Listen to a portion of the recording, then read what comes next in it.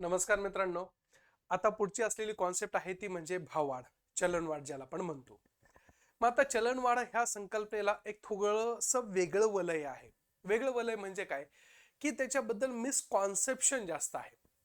कारण की आपल्याकडे काय असतं, की इन्फ्लेशन ह्या शब्दाला वेगळ्या अर्थाने बघितलं जातं. जसं की उदाहरण देतो.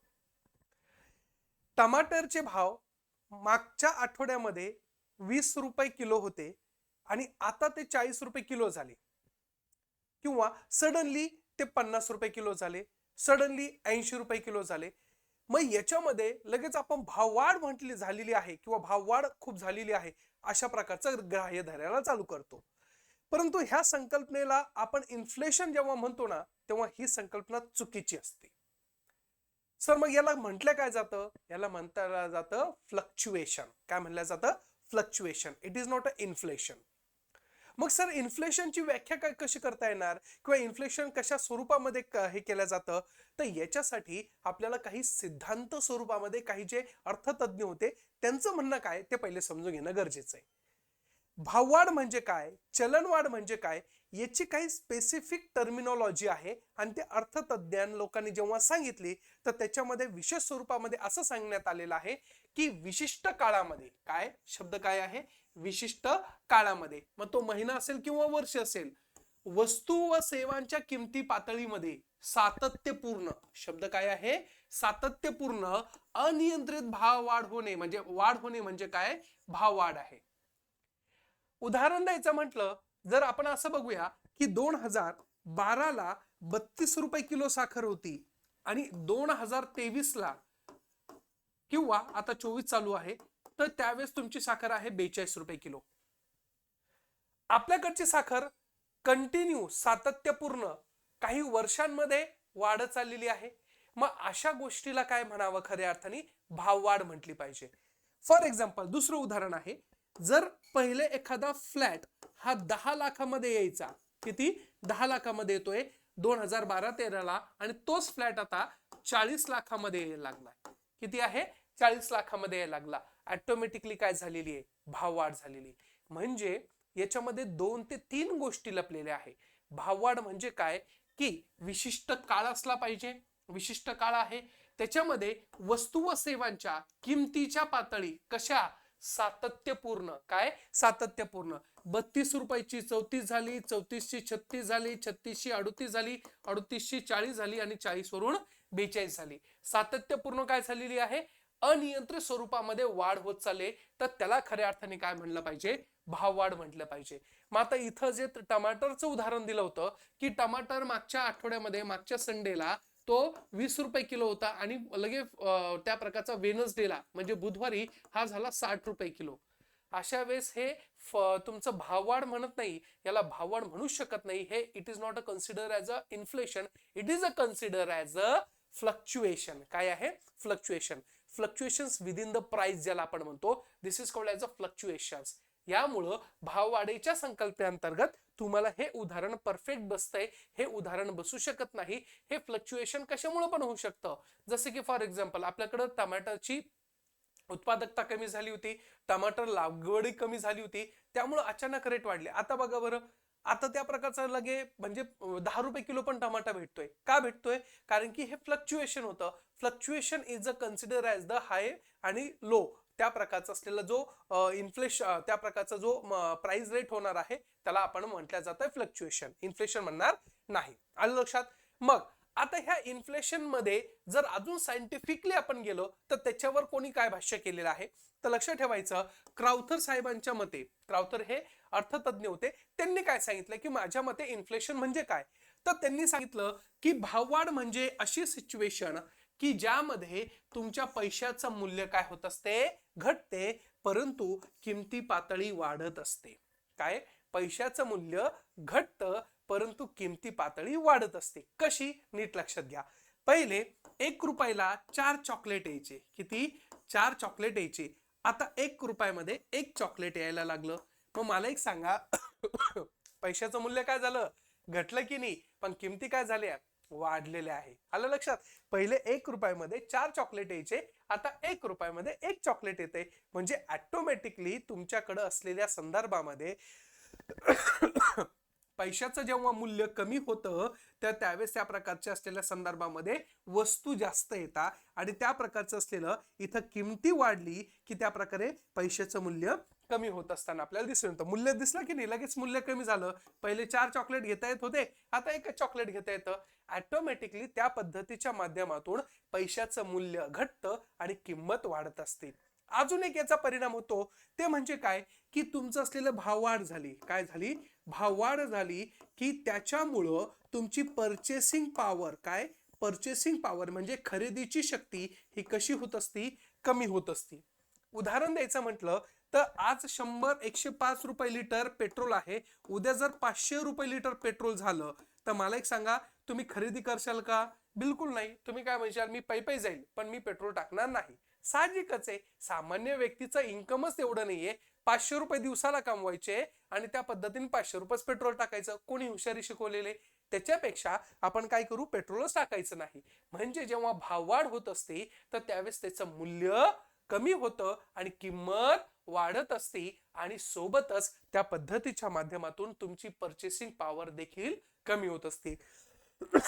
जर इन्फ्लेशन अनावश्यकरित्या जास्त वाढत असेल तर म्हणजे 100-105 रुपये लिटरचं पेट्रोल डायरेक्ट 500 झालं तर तुम्ही खाणं सोडून त्या प्रकारचं टाकणं सोडून देशाल. आता टमाटर बघा ना, जर टमाटर 350 रुपये किलो झालं तर खाशाल का? तुम्ही म्हणशाल टमाटरची भाजी करायची नाही आपण घरामध्ये. Simple as that. कारण की भाववाढ झाल्यानंतर माणसाची परचेसिंग पॉवर काय होत असती? कमी होत असती. हे लक्षात ठेवणं गरजेचं आहे. आलं लक्षात? मग ह्या पद्धतीने ह्या स्वरूपामधून जेव्हा भाववाढचा संकल्पना बघतो तर त्या पैशाचे मूल्य घटते व आणि काय होते, किमती पातळीमध्ये वाढ होताना आपल्याला तिथं दिसून येते.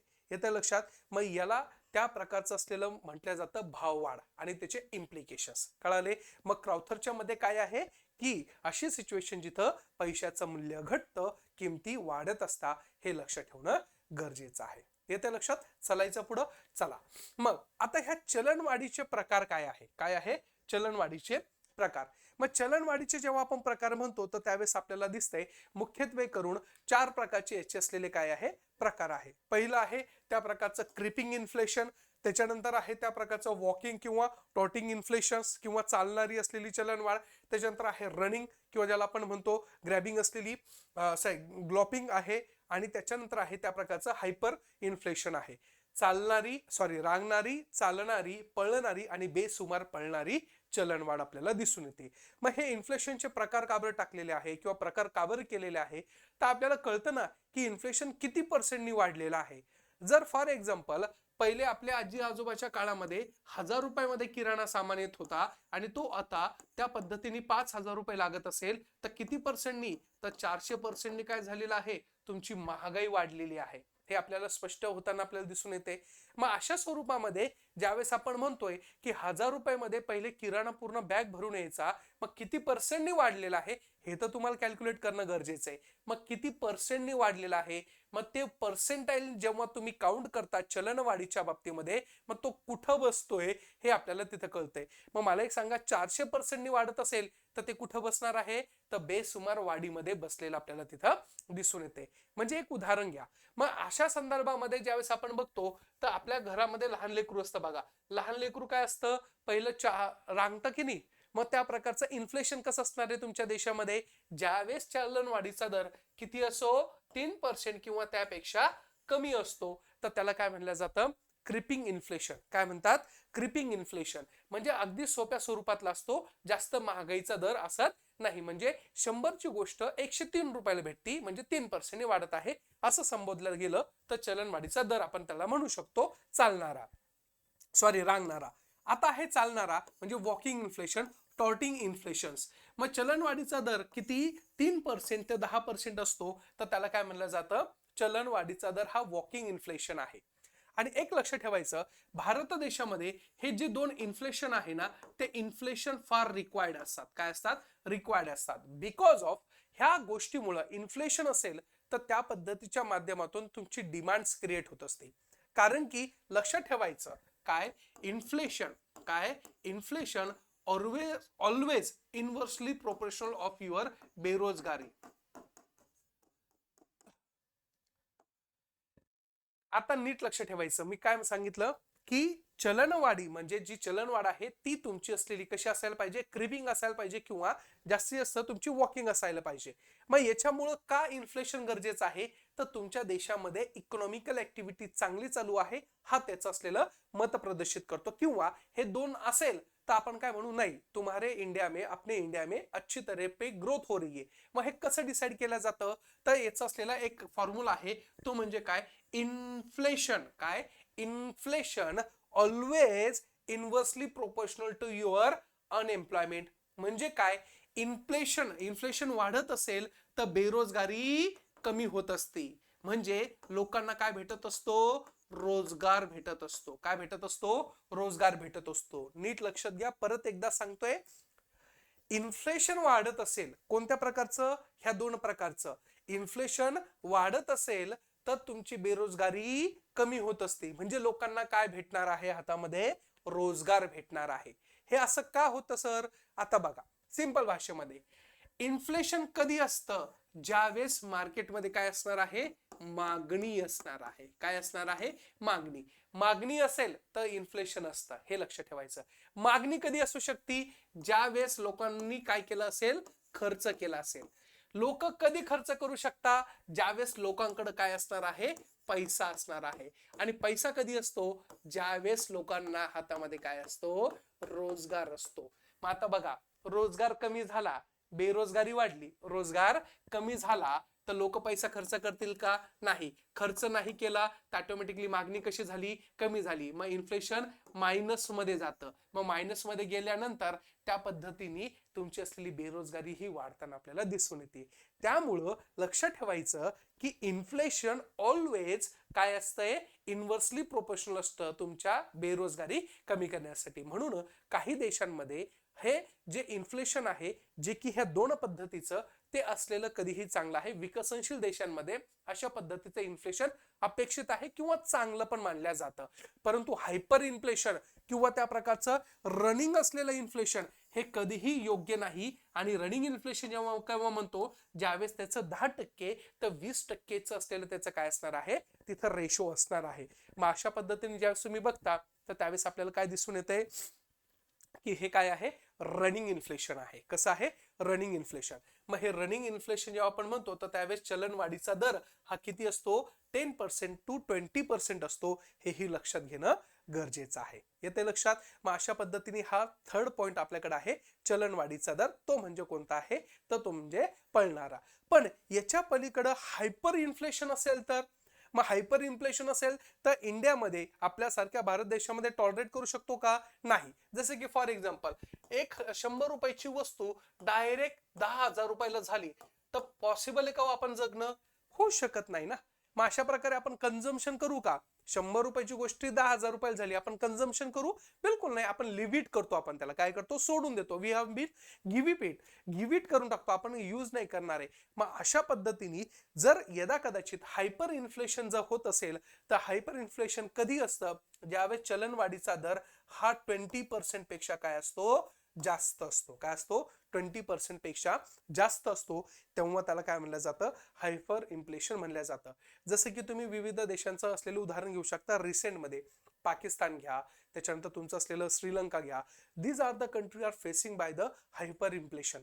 जर अक्षरशः म्हणजे पाकिस्तानच्या देशाच्या परराष्ट्र मंत्र्यांनी आणि तिथलच्या असलेले इकॉनॉमिकल ज्या गोष्टी सांभाळणाऱ्या मंत्रालय आहे त्यांनी स्पष्टपणे सांगितलेले की आपण चहा प्यायची नाही. का, चहा पिण्यासाठी आपल्याला चहा इम्पोर्ट करावी लागते आणि इम्पोर्ट करण्यासाठी आपल्याकडे एवढे पैसे नाहीये. अक्षरशः तिथलचा कांदा हा 450-500 रुपये किलो पर्यंत जातोय. म्हणजे इन्फ्लेशन रेट किती आहे. मग अशा व्हेनेझुएला, झिम्बाब्वे ह्या देशामध्ये एकेकाळी असलेले म्हणजे अक्षरशः बॅगीच्या बॅगी पैसे भरून गेल्यानंतर एक तुम्हाला पाव भेटायचा. मग एवढं हायपर इन्फ्लेशन असताना त्या पद्धतीने कोणतीही गोष्ट तुम्ही परचेस करू शकत नाही. परचेस करण्याची तुमची कॅपॅसिटी कमी होत असते. मग अशा स्वरूपामध्ये हा जो चलनवाढीचा दर आहे तो 20% पेक्षा मोर दॅन असेल तर त्यावेळेस तुमचं असलेलं ऑटोमॅटिकली काय होणार आहे, सगळ्या गोष्टी कमी होऊन जाणार आहे. आलं लक्षात? ह्या 4 पद्धती ज्या आहे, ह्या 4 पद्धती फार महत्वाच्या आहे. रांगणारी, वॉकिंग, रनिंग आणि हायपर रनिंग आपल्याला तिथं बघता येऊ शकतं. मग अशा पद्धतीने ज्यावेळेस आपण बघतो तर याच्यामध्ये आपल्याला दिसून येते की चलनवाढ ही एक काळापर्यंत किंवा एका टप्प्यापर्यंत योग्य असती, परंतु एकदमच त्या पद्धतीचं असलेलं हायपर झालेलं चालत नाही. आलं लक्षात? मग आपण त्याचं असलेलं इन्फ्लेशन बघितलं. आता त्याचा विरुद्ध बघू आपण. काय आहे? इन्फ्लेशनच्या अगेन्स्ट मध्ये डिफ्लेशन. लक्ष ठेवायचं, इन्फ्लेशनच्या अगेन्स्ट मध्ये काय असतं? डिफ्लेशन असतं. मग आता डिफ्लेशन म्हणजे काय? तर सिंपल भाषेमध्ये त्याची रिव्हर्स ऑर्डर किंवा त्याचा वाईज वर्सा कसा आहे बघा, की त्या संदर्भामध्ये तुमच्या किमती काय होत असतात? कमी होतात आणि त्या प्रकारच्या असलेल्या अर्थव्यवस्थेमध्ये मंदीची जेव्हा परिस्थिती येते त्यामुळे तुमच्या असलेल्या चलनवाढीची क्षमता ही वाढायला सुरुवात होते. फॉर एक्झाम्पल मार्केटमध्ये काय आली आहे? मंदी आली. काय आली आहे? मंदी आली. मंदी आली म्हणजे त्या प्रकारचं असलेलं मागणी काय झाली? तुमची कमी झाली. मागणी कमी झाली तर त्या प्रकारचं असलेलं स्वरूपातून तुमचा असलेला खर्च काय झाला? खर्च कमी झाला. मग खर्च कमी झाला की ऑटोमॅटिकली खर्च कधी कमी होतो? ज्यावेळेस तुमच्याकडं काय नसतो? पैसा नसतो. मग किंवा पैशाची आवक ही कमी होऊन जाते. पैसा कधी कमी होणार आहे? ज्यावेळेस तुम्हाला काय नसणार आहे? रोजगार नसणार आहे. मग आपण करोनाचा काळ पकडायचा का? करोनाच्या काळामध्ये लोकांच्या काय गेल्या? रोजगार गेला. रोजगार गेल्यानंतर पैसा कमी झाला. पैसा कमी झाला तर खर्च कमी झाला, मागणी कमी झाली आणि त्या प्रकारे मार्केटमध्ये कशी आली? मंदीची स्थिती आलेली आपल्याला दिसून येते. म्हणजे डिफ्लेशन मध्ये काय होत असतं? किंमत ही काय होत असते? कमी होती. पण लक्ष ठेवायचं तर त्यावेळेस मूल्य हे वाढते. काय होते? मूल्य हे वाढते. हे असं कसं सर? मूल्य कसं काय वाढतं? जसं की फॉर एक्झाम्पल पहिले परत ते 1 रुपयामध्ये 1 चॉकलेट यायचं आणि त्या प्रकारचं आता 1 रुपयामध्ये किती येत आहे? 4 चॉकलेट होत आहे. म्हणजे मूल्य वाढलं की नाही? मग हे जेव्हा मूल्य वाढतं तर त्यावेळेस तुम्हाला 1 रुपयामध्ये 4 चॉकलेट येतात आणि त्या प्रकारच्या किमती कमी होताना आपल्याला दिसून येते. आलं लक्षात? मग पहिले तुम्हाला 10 रुपये किलो भेंडी भेटायची असं समजूया. 10 रुपये किलो भेंडी भेटायची. आता काय आहे? 10 रुपयामध्ये 3 किलो भेंडी भेटती. ऑटोमॅटिकली काय झालंय? तुमची असलेली तिथं क्वांटिटी वाढली, परचेसिंग पॉवर वाढली. मग लक्ष ठेवायचं डिफ्लेशन मध्ये काय होत असतं? परचेसिंग पॉवर ही काय होत असती? वाढत असते. म्हणजे खरेदीची शक्ती वाढत असते. उदाहरणार्थ अजून देतोय, जर उद्या चालून तुम्हाला सांगितलं की पेट्रोल झालंय 50 रुपये लिटर, आता किती आहे? 105 रुपये लिटर आहे. उद्या किती झालंय? 50 रुपये लिटर झालं. तुम्ही काय करशाल? आज 1 लिटर टाकताय, उद्या किती टाकशाल? 2 टाकशाल, 3 टाकशाल. तिथं ऑटोमॅटिकली काय होणार आहे? त्या पद्धतीच्या माध्यमातून परचेसिंग पॉवर वाढत जाणार आहे. आलं लक्षात? मग डिफ्लेशन मध्ये काय होत असतं? तर लक्ष ठेवायचं, तुमची असलेली खरेदी क्षमता ही वाढ होती, सोबत किमती कमी होत्या आणि मूल्य हे वाढत जातं. लक्ष ठेवायचं, मूल्य हे वाढत जातं. तिकडं मूल्य कमी होतं की नाही? परंतु इथं कसं आहे की इथं किमती कमी होत्या आणि मूल्यही वाढत जातं. कोणत्या याच्यामध्ये? तर डिफ्लेशन मध्ये. कशामध्ये? डिफ्लेशन मध्ये. त्यामुळे लक्ष ठेवायचं, इन्फ्लेशन मध्ये तुमची असलेली काय होणार आहे? कमी खरेदी शक्ती कमी होत असती, मूल्य हे कमी होतं, किमती वाढत असतात. परंतु डिफ्लेशन मध्ये म्हणजे चलन घटीमध्ये त्या प्रकारचं असलेल्या किंमत ही कमी होती, मूल्य वाढतं आणि परचेसिंग पॉवर देखील काय होत असती? वाढताना आपल्याला दिसून येते. आलं लक्षात? मग हे काय आहे? चलन घट आपल्याला तिथं दिसून येत आहे. आता नेक्स्ट आहे डिसइन्फ्लेशन. आता शब्द काय वापरतो नीट लक्ष ठेवायचं. याला म्हणतात डिस. मी थोडं प्रोनाउन्सिएशन जेव्हा करतो मी थोडं इन्फेसाइज करतोय. डिसइन्फ्लेशन. काय म्हणतोय? डिसइन्फ्लेशन. आता आपण काय बघितलं? इन्फ्लेशन बघितलं आणि त्याच्या विरुद्ध काय बघितलं? डिफ्लेशन. आता आपल्याला काय बघायचंय? डिसइन्फ्लेशन. काय बघायचं आहे? डिसइन्फ्लेशन. आता बघा काय होतं, थोडंसं मी तुम्हाला उदाहरण देतो, तुमच्या गरजे पुरतं तुम्हाला समजेल तसं. आता काय झालं? फॉर एक्झाम्पल असं समजा दिवाळी आली, असं उदाहरण समजा दिवाळी आली. आता दिवाळी आल्यानंतर त्या प्रकारचं असलेलं तेलाची मागणी असणार आहे, बरोबर आहे? खाण्याचं जे तेल म्हणतो आपण. फॉर एक्झाम्पल पहिले आता 100 रुपयाला तेल बॅग होती. 1 लिटरची बॅग कितीला आहे? 100 रुपयाला. नंतर ती झाली त्या प्रकारचं 120 रुपयाला, त्याच्यानंतर झाली 130 रुपयाला, त्याच्यानंतर झाली 140 रुपयाला. जशी जशी दिवाळी येत राहिली तस तसं तुमच्या तेलाच्या बॅगीचे काय झाल्या किमती वाढत चालल्या. एक वेळ असा आला की त्या पद्धतीने ही तेलाची बॅग झाली 200 रुपयाला. बघा बरं, नीट लक्षात घ्या. तेलाची बॅग कितीला होती? 100 रुपयाला. जशी दिवाळी येते आता लोक चकली वगैरे चिवडा वगैरे बनवणार की नाही, मग अशा पद्धतीने तिथं तेलाचे भाव वाढू शकतात. मग यदा कदाचित असं पकडा की इथं सडनली 200 रुपयापर्यंत जाण्याचे मार्ग दिसायला लागले. मग आता मला एक सांगा, जर 200 रुपयाला तेल बॅग झाली तर सामान्य माणूस काय म्हणन, जाऊ दे यार, ह्या वेळेची दिवाळी आपण जास्त काही खर्च करायचं नाही. ऑटोमॅटिकली त्या तेलाची काय कमी होऊन जाणार आहे? मागणी कमी होऊन जाणार आहे. काय कमी होऊन जाणार आहे? मागणी कमी होऊन जाईल. म्हणजे जिथं त्या प्रकारचं असलेलं 10 लिटर तुम्ही तेल घेत होते तर तिथं किती घेशाल? 3 लिटर घेऊन टाकशाल आणि तुम्ही काय म्हणशाल, ह्यावेळेस आपण ऍडजस्ट करू. म्हणजे तुमची मार्केटमधली काय कमी होऊन जाते? मागणी कमी होऊन जाते. मग मागणी कमी झालं तर तेलाच्या कंपन्या प्रोडक्शन काय करतात? कमी करतात. मग प्रोडक्शन कमी झालं की त्या पद्धतीचं असलेलं गव्हर्नमेंटला कळतं, अरे यार आता मागणी कमी होत चालली बरं, म्हणजे लोक खर्च करायला तयार नाहीये. उलट दिवाळीला लोकांनी खर्च केला पाहिजे, बँकेमधून इकॉनॉमिकल ऍक्टिव्हिटी झाली पाहिजे. लोकांनी खर्च केला तर मार्केटमध्ये रेलचेल राहील आणि मार्केटमध्ये पैसा आला तर गव्हर्नमेंटला त्याचा फायदा आहे ना. परंतु जर त्यांना कळालं गव्हर्नमेंटला की अरे ही मागणी कमी होत चालली आहे आणि कशामुळं, तर त्या पद्धतीच्या असलेल्या पर्टिक्युलर तुमच्या ह्या महागाईमुळं आणि अशा पद्धतीचं असलेल्या सामान्य जनतेला फटका बसतोय. मग गव्हर्नमेंट काय करतं, ह्या तेल कंपन्यांना विचारतं, तेल कंपन्यांना तुम्हाला काय पाहिजे? तो काय म्हणतो, साहेब कच्चा मालच काय झालाय? महाग झालाय. त्यानंतर तुम्ही आमच्यावर काय लावले? विविध प्रकारचे टॅक्स लावले. त्याच्यानंतर पाणीपट्टी द्यावी लागती, त्याच्यानंतर लाईट आहे, हे सगळं आहे. असे विविध कारण दिली कंपन्यावाल्यांनी की साहेब आम्हाला हे सगळं परवडत नाही, हे तेलाची बॅग बनवणे म्हणजे आमच्या कक्षेच्या बाहेर गेलेलं आहे. मग तुम्ही आम्हाला काही सपोर्ट करत असाल तर बघा भाऊ, तुम्ही तर त्या पद्धतीने सपोर्ट करत असाल तर आम्ही सर्व्हाइव्ह करू शकतो. मग ते गव्हर्नमेंट काय म्हणतं, घाबरू नका, काय करणार मी त्या प्रकारचा असलेला तुमचा जो कच्चा माल आहे तो स्वस्तामध्ये तुम्हाला प्रोव्हाइड करतो. त्याच्यानंतर टॅक्स कमी करतो, तुम्ही 3 महिने मला टॅक्स नका देऊ. त्याच्यानंतर पाणीपट्टी 2 महिने देऊच नका. त्याच्यानंतर जे लाईट बिल आहे ते 3 महिने भरू नका. मग ऑटोमॅटिकली तुमच्या असलेल्या प्रोडक्शनच्या ठिकाणी, म्हणजे जिथं तुम्ही वस्तू तयार करतात, तेलाच्या बॅग तयार करतात, त्या कंपनीला त्या काय होत जातं, सगळ्या गोष्टी स्वस्त होता. मग ते स्वस्त केलं की ऑटोमॅटिकली तुमच्या असलेल्या तेलाच्या रेट काय होणार आहे? कमी होणार आहे. मग ह्या सगळ्या संकल्पनेला काय म्हणलं जातं? डिसइन्फ्लेशन. काय म्हणलं जातं? डिसइन्फ्लेशन. जिथं तुमचं गव्हर्नमेंट काय करतंय? इंटरफेअर करतंय. काय करतंय? इंटरफेअर करताना आपल्याला दिसून येते.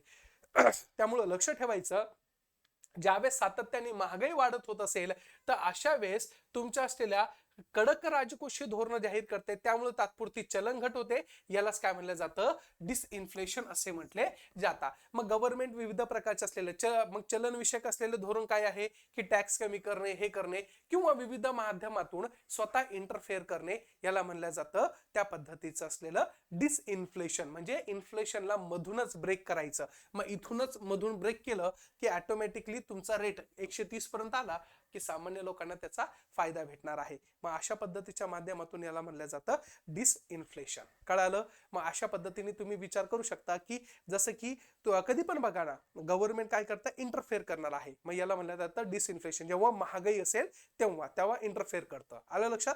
चला पुढे बघायचं आहे त्या प्रकारचं रिफ्लेशन. काय आहे? रिफ्लेशन. फार महत्वाच्या कॉन्सेप्ट आहे, फार महत्वाच्या आहे.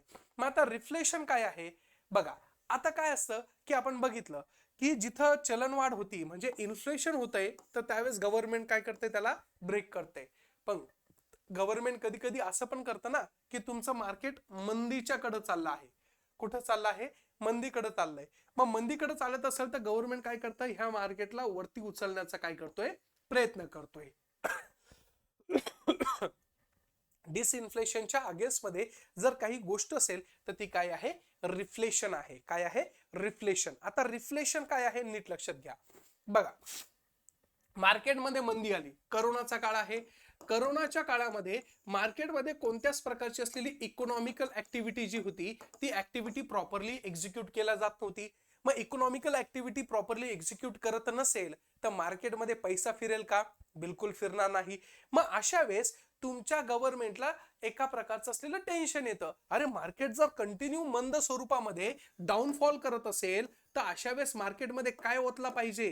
पैसा ओतला पाहिजे. काय ओतला पाहिजे? पैसा ओतला पाहिजे.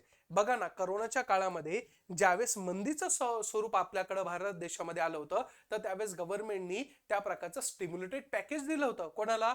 Medium and small and micro small and medium एंटरप्राइजेसला, म्हणजे लघु व मध्यम यांच्या याला दिलं होतं. का? कारण की आपल्याकडे 80% वर्कर कुठं वर्क करताय? तर एमएसएमई मध्ये करताय. कुठं करताय? एमएसएमई मध्ये, म्हणजे मायक्रो स्मॉल आणि मीडियम एंटरप्राइजेस मध्ये करत असतात. मग अशा वेळेस त्या लोकांना आपण काय करतोय? सपोर्ट करतोय. मग अशा वेळेस ह्या लोकांना जेव्हा सपोर्ट केला जाणार आहे त्या पद्धतीच्या माध्यमातून मंदीमध्ये पैसा ओतल्या जाणार आहे. यांना सरळ सांगितलं होतं आपण की तुम्हाला जर पॅकेज पाहिजे असेल तुम्ही त्या प्रकारचं लोन ऍप्लिकेबल करा, लोन ऍप्लिकेशन करा, तुम्हाला लगेच हातामध्ये लोन भेटून जाणार आहे. तर ऑटोमॅटिकली तुमच्या लोकांमध्ये तिथं पैसा यायला लागला.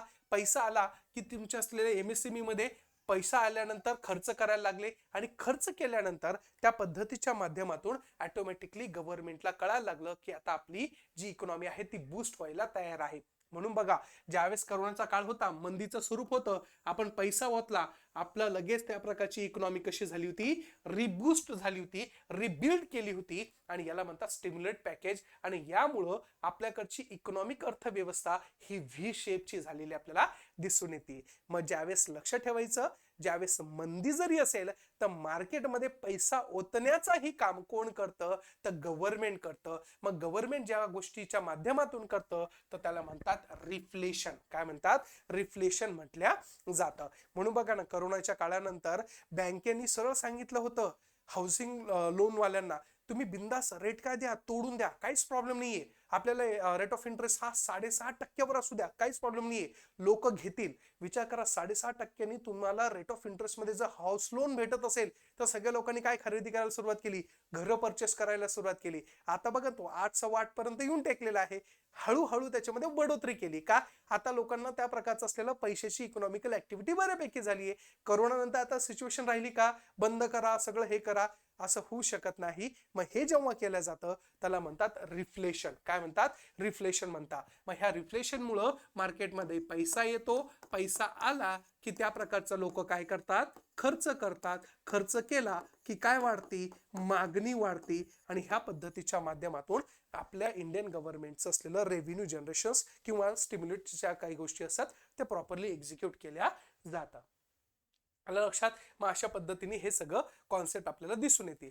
पुढची कॉन्सेप्ट काय आहे? तर त्या प्रकारचं आहे स्टॅगफ्लेशन. काय आहे? स्टॅगफ्लेशन.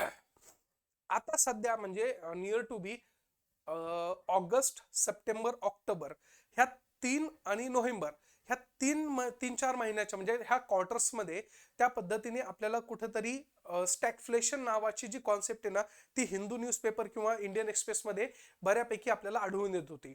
मग अशा स्वरूपामध्ये ज्यावेळेस आपण बघतो तर त्यावेळेस आपल्याला स्टॅगफ्लेशन काय आहे ही कॉन्सेप्ट माहिती असणं गरजेचं आहे. मग स्टॅगफ्लेशन म्हणजे काय आणि स्टॅगफ्लेशनचा असलेला संदर्भ का बरं आला होता? तर लक्ष ठेवायचं, मी जसं तुम्हाला सांगितलं होतं की पर्टिक्युलर तुमचं असलेलं काही काळापुरतं किंवा काही पर्सेंटाईलनी तुमच्या भारत देशामध्ये, आपल्या भारत देशामध्ये जर इन्फ्लेशन येत असेल, काय आपल्या भारत देशामध्ये इन्फ्लेशन येत असेल, त्या 2 गोष्टी पुरतात. कोणतं? रांगणारी आणि त्या प्रकारे चालणारी. तर अशा स्वरूपामध्ये ज्यावेळेस आपण इन्फ्लेशन बघतो तर त्यावेळेस आपल्याला इन्फ्लेशन हे बऱ्यापैकी चांगलं असतं. काय असतं? चांगलं असतं. आणि भारतामध्ये अशा प्रकारचं इन्फ्लेशन वाढत वाढत वाढत बऱ्यापैकी होतं. परंतु याच्यामुळं कधी कधी असाही प्रकार आपल्याला दिसून येतोय की इन्फ्लेशन वाढतंय, मग साहजिकच आहे तुमचं काय कमी झाला पाहिजे? बेरोजगारी कमी झाली पाहिजे. कारण की आपण बघितलं इन्फ्लेशन हा इन्व्हर्सली प्रोपोर्शनल कोणासाठी असतो?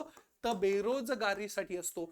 परंतु इन्फ्लेशन एका साईडला वाढतंय, काय वाढतंय? इन्फ्लेशन वाढतंय आणि त्या प्रकारची तुमची बेरोजगारी, काय बेरोजगारी पण काय होती? सोबत वाढतीये. आणि तुमचं असलेलं त्या प्रकारची असलेली इकॉनॉमिकल ऍक्टिव्हिटी किंवा तुमचं असलेलं जे प्रोग्रेस आहे ती काय होत चाललेली आहे? कमी होत चालली आहे. किंवा इकॉनॉमिक ग्रोथ ही कशी होत चालली आहे? कमी होत चाललेली आहे. मग याला म्हणतात स्टॅगफ्लेशन. तुमच्या मार्केटमध्ये स्टॅग्नेशन आलेलं असतं. काय असतं? स्टॅग्नेशन आलेलं असतं. स्टॅग्नेशन कधी असतं? ज्यावेळेस इन्फ्लेशन पण जास्त असतं, म्हणजे महागाई पण जास्त असती, सोबत बेरोजगारी पण ही काय असती? जास्त असते, आणि त्या प्रकारच्या माध्यमातून तुमची इकॉनॉमिक ग्रोथ आपल्याला दिसते कमी. मग अशा वेळेस आपल्याला एक कॉन्सेप्ट अजून लक्षात येते, त्याला म्हणतात जॉबलेस ग्रोथ. काय म्हणतात? Jobless growth.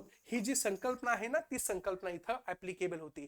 तुमच्याकडे काही लोकांना जॉब भेटतो, ग्रोथ होतीये, परंतु लिटिल बिट होतीये. इन्क्लुझिव्ह ग्रोथ होती का?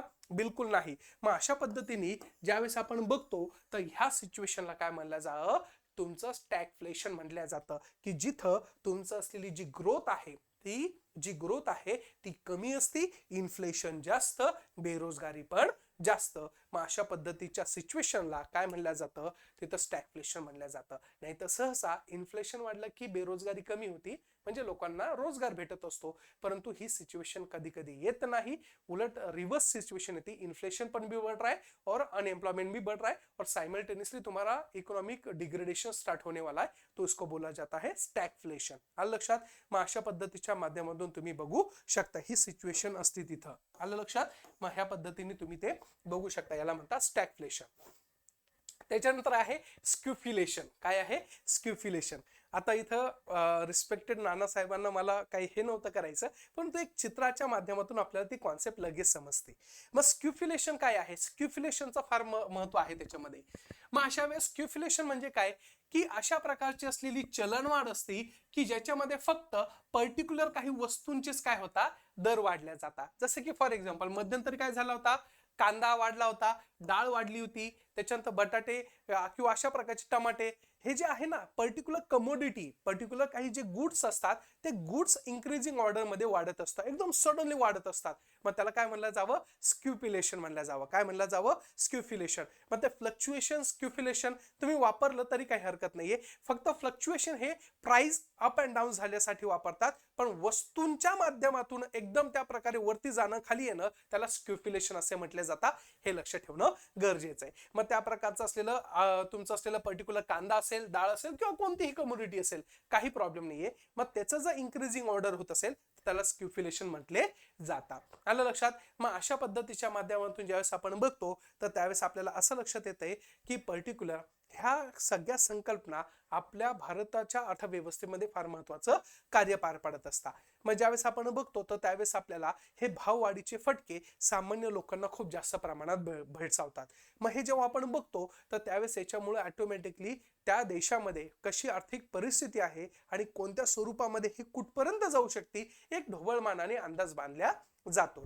मग अशा स्वरूपामध्ये ज्यावेळेस आपण बघतो, तर त्यावेळेस आपल्याकडे ही महागाई किती पर्सेंटनी वाढली आहे, किती स्वरूपात वाढलेली आहे, आणि किंबहुना याच्यामध्ये कोणत्या कोणत्या गोष्टी आहे, हे जेव्हा आपल्याला चेक करायचं असतं, तर त्यावेळेस आपण विविध प्रकारचे इंडिकेटर्स घेत असतो. काय घेत असतो? इंडिकेटर्स, किंवा त्याला मोजमापनाच्या पद्धती म्हटल्या जातात.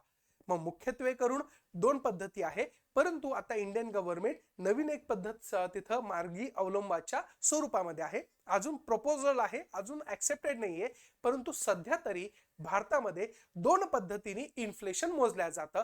एक आहे WPI आणि दुसरं असतं CPI. काय आहे?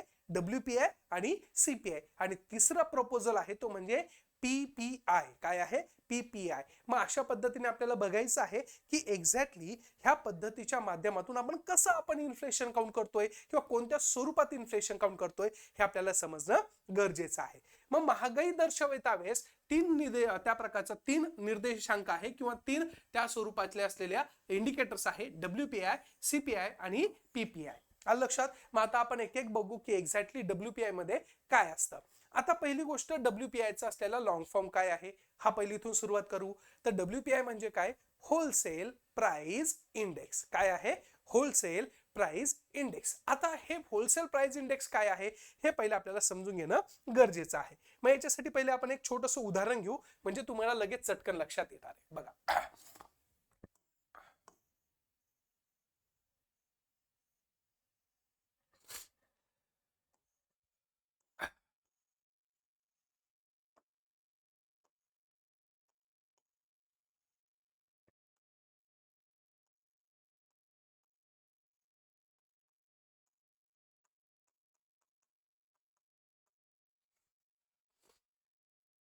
आपल्याकडे चेन सिस्टीम अशी असते. चेन सिस्टीम म्हणजे काय? ही काय आहे? एखादी कंपनी आहे. काय आहे? कंपनी आहे. आता ही कंपनी आहे. कंपनीतून एखादी वस्तू बनली ती कुठं जाती? तर होलसेलच्या ठिकाणी जाते. कुठं जाती? होलसेलच्या ठिकाणी जाते. मग होलसेलच्या ठिकाणी गेल्यानंतर ती तिथून कुठं जाती? डिस्ट्रीब्युटरकडे जाते. कोणाकडे जाती? डिस्ट्रीब्युटरकडे. डिस्ट्रीब्युटरकडनं कुठं जातं? तर रिटेलकडनं. आणि रिटेल कोणाला विकतो? तर ते सामान्य व्यक्तीला विकतो. अशी चेन सिस्टीम आहे. It is called as a business chain system, ज्याला आपण म्हणतो की B2C, बिझनेस टू कंझ्युमर, कशा पद्धतीने फ्लो केला जाणार आहे. It will be consider as a this parameters और this is a flow. It's a give to your kind of a notions की अशा पद्धतीने मार्केट फ्लो करत आहे म्हणून. आता काय होतं माहिती का? एखादी वस्तू कंपनीने बनवली, ती कुठं पाठवणार आहे? तो होलसेलच्या ठिकाणी पाठवणार आहे, पॅक त्या प्रकारे बनवून. आणि ती काय करणार आहे? होलसेल तिथं घेणार आहे. मग आता ही जी होलसेलर असतो तो काय करतो? त्या सगळ्या गोष्टी घेतो, त्याच्यावर त्या पद्धतीचं असलेलं, त्याच्यावर काही गव्हर्नमेंटने टॅक्स लावला असेल तो टॅक्स पेड करतो. त्याच्यानंतर त्याच्यामध्ये काय ऍड करतोय? प्रॉफिट ऍड करतोय. अशा सगळ्या गोष्टीचा संदर्भ घेऊन तो त्या वस्तू किमती ठरवायला लागतो. फॉर एक्झाम्पल असं पकडू की कंपनीने याला त्या प्रकारचं असलेलं 80 रुपयाला ही वस्तू विकली, XYZ वस्तू. ती गेली होलसेलरकडनं आणि होलसेलर त्या वस्तूला किती विकतोय आहे? 100 रुपयाला. कितीला विकतोय? म्हणजे स्वतःकडे आल्यानंतर त्याचा प्रॉफिट मार्जिन वगैरे ऍड करून ती वस्तूची डिसाइडिंग प्राइस झाली आहे ती म्हणजे 100 रुपीज. आता हा 100 रुपीज ची वस्तू कोणाला विकल? तो डिस्ट्रीब्युटरला विकल. मग डिस्ट्रीब्युटर त्याच्यामध्ये अजून स्वतःचा मार्जिन ऍड करेल. ती वस्तू होईल त्याची 130 ला. आणि ही 130 ची वस्तू रिटेलकडे गेल्यानंतर रिटेल त्याच्यामध्ये थोडं मार्जिन जास्त ऍड करेल, 30 रुपये ऍड करेल 160 रुपयाला. आणि त्या प्रकारचा कंझ्युमरला विकल्या जाईल ती 200 रुपयाला. बरोबर आहे? म्हणजे बघा, 80 रुपयाची वस्तू मार्केटमध्ये येता येता तुमच्या व्यक्तीच्या हातामध्ये ती कितीला पडली? 200 रुपयाला पडली. बरोबर आहे? आता बघा, आपण WPI काढतो. म्हणजे काय करतो? होलसेल प्राइस इंडेक्स काढतो. काय करतो? Wholesale price index. मग कोणत्या स्तरावर? तर 2 स्तर आहे आपल्याकडं, एक होलसेलच्या ठिकाणी आणि त्या पद्धतीच्या कंझ्युमरच्या ठिकाणी. परंतु आता आपण सध्या कुठं मोजणार आहे? तर होलसेलच्या ठिकाणी कशा पद्धतीने ते इन्फ्लेशन वाढलेलं आहे त्याचा संदर्भ आपल्याला तिथं घ्यायचा आहे. मग अशा वेळेस ज्यावेळेस आपण म्हणतो तो होलसेलच्या ठिकाणी जर आता इथं 100 ची वस्तू उद्या चालून त्या प्रकारे 120 झाली, तर साहजिकच आहे पुढच्या चेन मध्ये ती काय होणार आहे? वाढत जाणार आहे. मग कदाचित ती वस्तू 200 ची 300 ला भेटेल. कुठं? तर कस्टमरला. म्हणून ज्यावेळेस भारत सरकार हे चेक करतं की होलसेलच्या ठिकाणी किमती वाढल्या आहे का, मग साहजिकच आहे ते कंझ्युमरच्या हातामध्ये त्यावेळेस काय होणार आहे? महाग होणार आहे. मी उदाहरण दिलं बरं, फक्त नीट लक्षात घ्या. जर इथं भाव वाढत असेल तर साहजिकच आहे प्रत्येक ठिकाणी पुढच्या गोष्टीवर इम्पॅक्ट होऊन ती वस्तू त्या व्यक्तीला काय भेटणार आहे? महाग भेटणार आहे. मग होलसेलच्या ठिकाणी जेव्हा तुम्हाला हे इन्फ्लेशन काउंट करायचं असेल, इन्फ्लेशन मोजायचं असेल, तर तुम्ही कोणता काढत असतात? WPI काढता. मग गव्हर्नमेंट काय करतं की होलसेलच्या ठिकाणी त्या प्रकारचं असलेलं कंटिन्युअसली प्राइस चेक करत असतात. मग ती 3-3 महिन्यांनी 4-4 महिन्यांनी त्या प्रकारचं असलेलं प्राइस चेक करत असतात. 100 ची वस्तू कितीला झाली, कितीला नाही झाली. फॉर एक्झाम्पल 100 ची वस्तू म्हणजे एखादी वस्तू 100 रुपयालाच आहे, पण ती मार्केटमध्ये आल्यानंतर ती व्यक्तीला 300 रुपयाला भेटतीये, जी की पहिले कितीला भेटायची? 200 ला भेटायची. म्हणजे प्रॉब्लेम कुठं असणार आहे? लीकेज कहाँ पे होगा? एक तो रिटेलर पे होगा, नहीं तो तुम्हारे डिस्ट्रीब्यूटर पे लेवल पे होगा. मग ऑटोमॅटिकली गव्हर्नमेंटला कळतं, अरे 100 रुपयाची वस्तू 200 रुपयाला भेटायची तर इट्स फाईन, काही प्रॉब्लेम नाहीये. पण ती वस्तू आता डायरेक्ट 300 रुपयाला भेटतीये, म्हणजे प्रॉब्लेम कुठे आहे? ह्या मधल्या चेन मध्ये. मग लगेच गव्हर्नमेंट काय करतं? तिथलचा सेल टॅक्स ऑफिसर किंवा तुमचा असलेला असिस्टंट सेल टॅक्स कमिशनर त्यांना सांगतं की ह्या भागामध्येच एवढं कसं काय रेट वाढत चालला, थोडं बघा बरं. मग अशा वेळेस तुमच्याकडे प्रत्येक बारकाईने काय केलं जातं? लिकेज सिस्टम कहाँ पे भाई, वो लिकेज ढूंढ के निकालो और डिस्ट्रीब्यूटर पे छापे मारो, रिटेलर पे छापे मारो. आणि तिथं तुमचं असलेलं तिथं छापे मारून काढल्या जातं ना. मग फॉर एक्झाम्पल डिस्ट्रीब्युटरनी काय भरून ठेवला? माल भरून ठेवला, पूर्ण गच्च होल्डिंग करून ठेवली, एकदम साठेबाजी करायला चालू केली. ऑटोमॅटिकली वस्तू काय होणार आहे? महाग होणार आहे. मग आपल्याला इथं कम्पेअर करता येतं की वस्तू होलसेलच्या ठिकाणी महाग झाली असेल तर काही प्रॉब्लेम नाहीये. वस्तू 100 ची 120 होऊ द्या आणि त्याच्यानंतर 300 रुपयाला जाऊ द्या, काहीच प्रॉब्लेम नाहीये. परंतु जर वस्तू 100ची आहे आणि त्या प्रकारे मार्केटमध्ये 300 मध्ये येते, तो गफला कहाँ पे, तो यहाँ पे गफला आहे. मग अशा स्वरूपामध्ये प्रॉब्लेम्स क्रिएट होऊ शकतो. म्हणून आपल्याकडं WPI काढला जातो आणि WPI मध्ये जेव्हा काढला जातो तर कोणत्या ठिकाणी मोजला जातो, तो होलसेलच्या ठिकाणी मोजला जातो. हे आपल्या लक्षात घेणं गरजेचं आहे. मग WPI मध्ये आपण जास्तीत जास्त किंवा फक्त आणि फक्त काय घेतो तर लक्षात घ्यायचं, वस्तू घेत असतो. काय घेत असतो, वस्तू मोजत असतो. मग अशा वेळेस आपण फक्त गुड्सचा विचार करतो. काय करतो, गुड्स. आता होलसेल मध्ये तुम्ही सेवा तर घेणार नाहीये. कुणी असं आहे का की 15 वर्षाचं असलेलं रिचार्ज एकदाच 2-4 लाखाचं कोणी घेणार नाही. सेवा कोणी आहे का असं की त्या पद्धतीने माझ्या मुलाचं शिक्षण MPSCचं एज्युकेशन त्या प्रकारे 10 वर्षासाठी होलसेल मध्ये मला काही भेटतं का? बिलकुल असं करता येत नाही.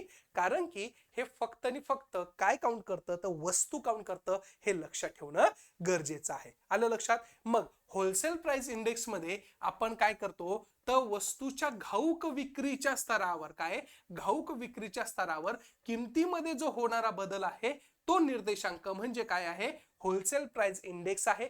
याच्यातून काय प्रदर्शित होतं, अर्थव्यवस्थेतील विस्तृत स्वरूपाच्या भाववाढीचे काय केलं जातं, मापन केलं जातं. हे लक्षात ठेवणं गरजेचं आहे. मग हे कोण करतं तर लक्षात ठेवा, याच्यामध्ये हे मोजमाप वाणिज्य आणि उद्योग मंत्रालय याच्यातील असलेला आर्थिक सल्लागार जे आहे डिपार्टमेंट, तर ते करताना आपल्याला दिसून येते. मग आता ह्या स्वरूपामध्ये तो आपण दर महिन्याला काढताना आपल्याला तिथं दिसून येतोय. मग प्रत्येक टप्प्यांमध्ये कशा पद्धतीचा बदल झाला आहे तो आपल्याला तिथं कळायला सुरुवात होती. मग अशा पद्धतीने WPI आपण काढायला सुरुवात केलेली आहे. मग WPI मध्ये ज्यावेळेस काढायचं असेल तर त्याच्यासाठी आपण काही आधारभूत वर्ष घेतो की नाही. मग हे आधारभूत वर्ष जेव्हा आपल्याला घ्यायचे असेल तर त्यावेळेस आधारभूत वर्ष पहिले आपण काय पकडायचो, 2004-5 पकडायचो. कारण की आपल्याला कम्पेअर करावं लागेल ना की महागाई वाढली की नाही वाढलेली आहे. मग जसं की फॉर एक्झाम्पल एखादी वस्तू ती 2004-5 ला 100 रुपयाला होती आणि ती आता जर त्या प्रकारची 2011-12 ला ही जर 1000 रुपयाला झाली तर आपण काय म्हणू, महागाई वाढलेली आहे. मग जसा काळ बदलतो तसं तुमचा इन्फ्लेशनचा रेट पण बदलणार आहे आणि त्या पद्धतीने लोकांची पैशाची कमवण्याची ताकद पण वाढत जाणार आहे. म्हणून आपण काय केलं की पहिले 2004-5 चा पण बेस इयर घ्यायचो आणि त्याच्यानंतर आता तो घेतला जातो 2011-12. मग आता आज पण इन्फ्लेशन जेव्हा तुम्हाला काउंट करायचं असेल, कम्पेअर करायचं असेल, जसे की फॉर एक्झाम्पल 2011-12 ला एखाद्या फ्लॅटची किंमत 10 लाख होती तर त्या पद्धतीने आता किती असेल 2023-24 ला, तर 23-24 ला त्याची किंमत आहे 45 लाख. किती आहे, 45 लाख. मग साहजिकच आहे आपण काय म्हणू, यार 2011-12 लाच मी फ्लॅट घेतला असता तर परवडलं असतं की नाही. तेव्हा तर फक्त 10 लाख रुपयाला होता, मग आता तो किती झालाय, 45 लाखाला झालेला आहे. मग अशा पद्धतीने ज्यावेळेस तुम्ही बेस इयर घेता तर बेस इयरच्या माध्यमातून इन्फ्लेशन किती पर्सेंटने वाढलं आहे, कोणत्या टप्प्यामध्ये वाढलेला आहे, ज्यावेळेस तुम्ही काढता तर त्याच्यासाठी बेस इयर आपल्याला हा लागत असतो. मग अशा स्वरूपामध्ये हा बेस इयर सध्या किती आहे तर लक्ष ठेवायचं 11-12 आहे. मग याच्यासाठी आपल्याकडे एक समिती होती, त्या समितीने सांगितलं होतं की ओव्हर द टाइम पिरियड्स लोकांचा पैसा कन्झम्पशन करण्याची पॉवर वाढतीये, तसं एक्सपेंडिचर करण्याची ही पॉवर वाढलेली आहे. 2004-5 ला ज्याला पगार असेल तेवढाच 11-12 ला असेल का हो, बिलकुल नाही. पगार वाढलाय म्हणजे खर्च करण्याची ताकदही वाढलेली आहे. मग खर्च करण्याची ताकद वाढली असेल तर इन्फ्लेशन पण आपल्याला चेक करावं लागेल की नाही, वाढलंय की नाही. मग याच्यासाठी आपण 11-12 हे बेस इयर घ्यावं असं कोणी सांगितलं होतं तर सौमित्र चौधरी सरांनी सांगितलेलं आपल्याला दिसून येते. आणि 4-5 हे बेस इयर घ्यावं हे कोणी सांगितलं होतं, अभिजित सेन गुप्ता समिती यांनी सांगितलेलं आपल्याला दिसून येते. मग आपण जशा पद्धतीने बघितलं की आपल्याकडं ज्या पद्धतीच्या माध्यमातून हा WPI काढला जातो तर WPI कुठं काढला जातो, तो म्हणजे आपल्याकडच्या होलसेलच्या ठिकाणी मोजला जातो. कुठं मोजला जातो, होलसेलच्या ठिकाणी. मग होलसेलमध्ये अशा किती वस्तू काउंट करायच्या सर, तर नियर टू बी 697 वस्तू वाढल्या आहे की नाही ते आपण बघतो. किती वस्तू, 697 वस्तू. म्हणजे आपण जेव्हा बघू की होलसेल वाढलं की नाही, होलसेलच्या ठिकाणी प्राइस वाढली की नाही, मग त्या कंपन्या ज्या 697 वस्तू बनवत्या त्या 697 वस्तूंच्या किमती वाढल्या की नाही हे आपण काय करणार आहे, चेक करणार आहे. मग याच्यामध्ये आपण 697 वस्तूंचं कॅटेगराईज किती मध्ये केलेलं आहे, 3 मध्ये केलेलं आहे. एक आहे प्राथमिक वस्तू, त्याच्यानंतर आहे उत्पादित वस्तू आणि त्याच्यानंतर आहे इंधन आणि ऊर्जा. म्हणजे काय, फॉर एक्झाम्पल जर प्राथमिक वस्तूमध्ये त्या प्रकारचं असलेलं इन्फ्लेशन होत असेल तर आपण काय म्हणू की 697 पैकी काही वस्तूंचं काय झालेलं आहे, त्या स्वरूपाच्या माध्यमातून इन्फ्लेशन वाढलेलं आहे. मग आपण प्रत्येक वस्तूंना वेटेज दिलेलं आहे. किती दिलेलं आहे, 22%. मग 22% कोणाला वेटेज आहे, प्राथमिक वस्तूंना. मग प्राथमिक वस्तूंच्या असलेल्या होलसेलच्या ठिकाणी भाव वाढले असेल तर साहजिकच आहे कस्टमर पर्यंत येता येता काय होणार आहे, भाव वाढणार आहे. त्यासोबतच उत्पादित वस्तूंचा आपण इथे जास्त संदर्भ घेतो का, कारण की आपण याच्यामध्ये WPI मध्ये फक्त काय कन्सिडर करतो, गुड्स कन्सिडर करतो. काय करतो, गुड्स कन्सिडर करतो. मग अशा संदर्भामध्ये उत्पादित वस्तू काय, उत्पादित वस्तूंमध्ये ज्यावेळेस आपण बघतो तर 64.23%, किती, 64.23% एवढं वेटेज आपण कशाला दिलं आहे, उत्पादित वस्तूंना दिलेलं आहे, प्रोडक्शन असलेल्या गुड्सला आपण दिलेलं आहे. कारण की साहजिकच आहे. मग भारतामध्ये काय बघितलं जातं, एक्झाम्पल देतो, सिमेंटची गोणी 500 रुपयाची जर तिथं 5,000 रुपयाला होत असेल, उदाहरण आहे, सिमेंटची गोणी 500 रुपयाची जर गोणी 5,000 रुपयाला होत असेल तर तिथे गव्हर्नमेंटला येईल ना टेन्शन की अरे नाही यार, ही खूप जास्त त्या प्रकारची महागाई वाढत चालली आहे. मग गव्हर्नमेंट काय करतं, तुमच्या सिमेंटच्या कंपन्यांना विचारतं का बरं झालं असं, कशामुळे एवढे भाव वाढताय, काय पाहिजे मी देतो. मध्यस्तरी म्हणजे तुमचे होलसेल नंतर डिस्ट्रीब्युटर रिटेल मध्ये प्रॉब्लेम असेल तर गव्हर्नमेंट इंटरफेअर करतं. म्हणजे प्रत्येक गव्हर्नमेंटला बारकाईने तिथं बघता येऊ शकतं. मग अशा पद्धतीने उत्पादित वस्तू ज्या गुड्स आहे ते तिथं भाव वाढला तर आपण काय म्हणू, WPI मध्ये एखाद्या गोष्टीचा भाव वाढलेला आहे आणि तो पण विशिष्ट कशा स्वरूपामध्ये, उत्पादित वस्तूंचा. इंधन आणि ऊर्जाचा ज्यावेळेस संदर्भ घेतो तर त्यावेळेस आपल्याला काय दिसते, 13.15 आपण त्याला वेटेज दिलेला आहे. मग इंधन आणि ऊर्जेमध्ये भाव वाढत असेल तर पुढच्या असलेल्या प्रत्येक गोष्टीच्या टप्प्यामध्ये भाव वाढ होतोय. परंतु प्रॉब्लेम कधी कधी काय येतो, नीट लक्षात घ्या. प्रॉब्लेम असा येतो की फॉर एक्झाम्पल अचानक आंतरराष्ट्रीय स्तरावर भांडणं चालू झाले आणि त्यामुळं तुमचं असलेलं इम्पोर्ट जे आपण हे करतो, पेट्रोलियम पदार्थ जे आपण इम्पोर्ट करतो ते एकदम सडनली महाग झाले. मग फक्त काय वाढलं, इंधनाचा रेट वाढला. मग आता मला एक सांगा, इंधनाचा फक्त रेट वाढल्यामुळं ऑटोमॅटिकली ह्या गोष्टी पण काय होणार आहे, वाढणार आहे. मग तुम्ही असं म्हणू शकता का की संपूर्ण WPI वाढला, नाही म्हणू शकत. का, कारण की फक्त काही घटकांमुळेच त्या प्रकारचा असलेला रेट वाढत असेल आणि त्याचं इम्प्लिकेशन प्रत्येक घटकावर होत असेल तर तुम्हाला त्या पर्टिक्युलर घटकावरच लक्ष केंद्रित करावं लागतं. जसं की इंधन वाढलं तर गव्हर्नमेंट काय करणार आहे, त्या पद्धतीची सबसिडी द्यायला चालू करेल. मग ऑटोमॅटिकली तुमचा इन्फ्लेशन रेट कमी व्हायला सुरुवात करेल. किंवा गव्हर्नमेंट काय करेल, दुसऱ्या देशाकडून काय करेल, त्या स्वरूपातलं तेल आयात करेल. ऑटोमॅटिकली तुमची ती वस्तू डोमेस्टिक लेवलला कन्झम्पशन करण्यासाठी जे इन्फ्लेशन रेट आहे तो काय करता येणार आहे, कमी करता येणार आहे. म्हणून WPI मध्ये ज्यावेळेस आपल्याला बघायचं आहे संपूर्ण गोष्टींचे भाव वाढले आहे का एक एक घटकाचे भाव वाढले आहे, हे काढण्यासाठी आपण त्याचे 3 डिव्हिजन केलेले आहे. ते म्हणजे काय, तर हेडलाईन WPI, कोर WPI आणि WPI फूड इंडेक्स. काय आहे, त्या पद्धतीचं असलेलं हेडलाईन WPI, कोर WPI आणि WPI फूड इंडेक्स आपण 3 पद्धतीने काढलंय. मग आपल्याला सिस्टमॅटिक स्टडी करता येतो ना कशामुळे वाढलेला आहे.